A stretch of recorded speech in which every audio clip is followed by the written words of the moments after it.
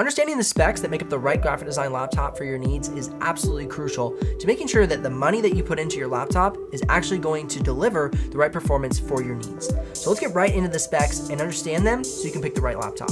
First and foremost, let's look at the CPU. Now, the central processing unit is one of the crucial elements of a great graphic design laptop. Now, we have a few different options here when we're choosing laptops. We have U-series CPUs from both AMD and Intel. We have G-series CPUs from Intel. And we also have H-series CPUs from both Intel and AMD Ryzen. So if you're a graphic designer, honestly, the U-series CPU will be great for somebody working in a couple of different tools, like for instance, Adobe Photoshop, InDesign, and Illustrator. Or if you're somebody working in Figma, or you're working in Sketch, or you're working in the Affinity Suite. A U-series CPU will honestly be a great amount of performance for you. And of course, along the lines of Apple, if you're somebody looking at the Apple MacBook Air or the Apple MacBook Pro M1, those will honestly be plenty of performance for you. Now, the area that we might have a little bit of differentiation is in the gigs of RAM, and we'll talk about that here in just a minute. But looking at the CPU, if you're somebody who wants to get into some more video editing, you want to get into a little bit more After Effects work, or you're a gamer who wants to use your laptop for both graphic design and gaming, I would definitely recommend an H-series CPU. Now, when you get an H-series CPU, you will most likely get along with it a dedicated GPU, which will also help you benefit in the regards to After Effects, video editing, and gaming. But we'll get more into that in just a few minutes. But for now, if it were me picking a laptop for graphic design in the mobile processor category, I would get the i7-1165G7 or the i7-1195G7 in regards to Intel. And if I were getting an AMD Ryzen laptop, I would consider the Ryzen 5 5500U or the Ryzen 7 5800U. And then you might be asking, okay, well, we're right on the precipice of getting this, upgrade into the new generation of CPUs from both Intel and AMD. Ben, would you wait? Well, I would wait only if I can. And here's the reason. Whenever technology rolls into a new generation, we see anywhere from about a 15 to 35% increase in performance generation upon generation. Now, what to keep in mind is they're promising like 44% for the new Intel 12th gen for the desktop CPUs. Now, I personally don't believe it's going to be that much increase in performance inside of an application. I'm guessing it's going to be anywhere from 25 to 30% increase in performance.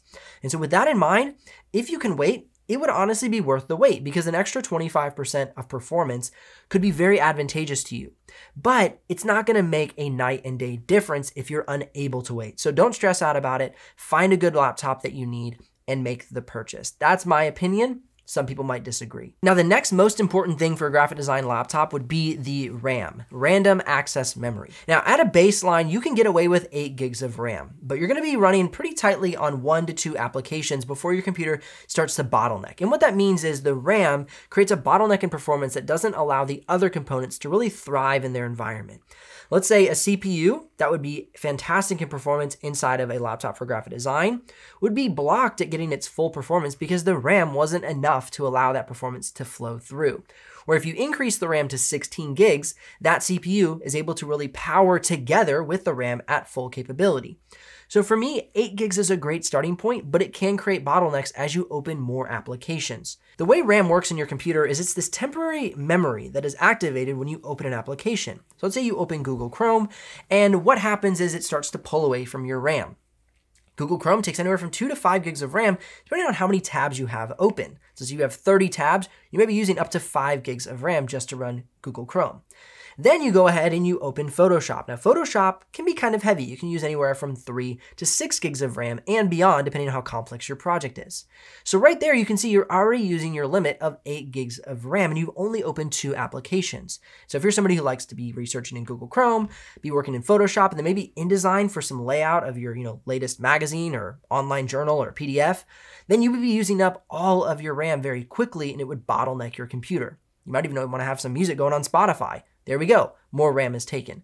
And so the more RAM you have helps you increase the multitasking capabilities of your laptop. I personally start with 16 gigs of RAM in all of my laptops, and then I increase to 32 if I'm going to be doing something like video editing or a lot of multitasking in my daily workflow. Now for Apple, the amount of RAM is slightly different. Because Apple uses an SoC chip and unified RAM technology, basically what that means is the RAM is closer to the CPU. It's basically sitting on the same exact chip as the other components built into the chip, the Apple M1 chip.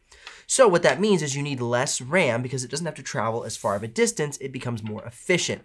So usually I like to start with the 8 gigs of RAM and then move up to 16 and 32 if I'm getting into video editing. Now, keep in mind that more RAM will help future-proof your computer. So if you're unsure of what your future workflow looks like, I recommend going to 16 gigs of RAM on an Apple product like the Apple MacBook Air or Apple MacBook Pro 13 to future-proof yourself. But honestly, 8 gigs of RAM for graphic design is a great starting point and should work well for you. Now, the most common question I get when people are choosing graphic design laptops is, Ben, should I get a laptop with a strong GPU, a graphics processing unit? And there's a lot of confusion here because there is the word graphics in that specific component. But what that's referring to is graphics in motion. The GPU creates the ability for the computer to quickly process graphics in motion. The CPU is not built to handle that much graphical computation. And so what it does is it pushes it off to the GPU.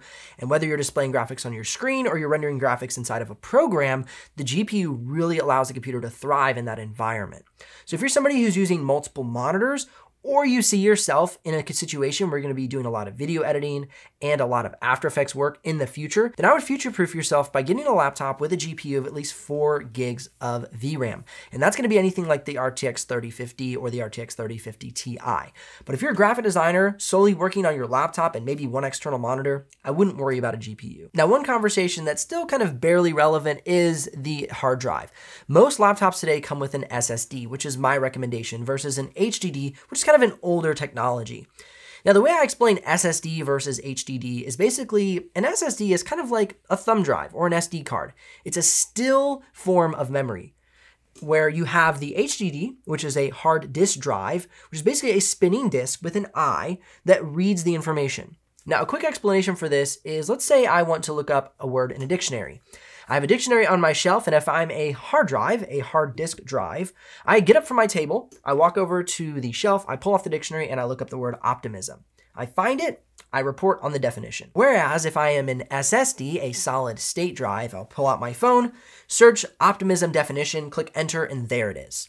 And so really what we're seeing is a manual searching of information on a disk versus a direct find of information on a block of memory. If you want a deeper explanation, I have videos on my channel that will help you out with that. But for now, that'll get the job done. Now that we understand the specs for the best graphic design laptop, it's time to pick one out. So definitely check out this video that I've put together of the best graphic design laptops you can buy right now. If you're curious about color gamut range and the importance of it, which I think it is extremely important, especially when you're doing client work, check out this video here. It will definitely help you understand color gamut range and the importance of it and how to select the right laptop for your needs. I'll see you here in one of those videos.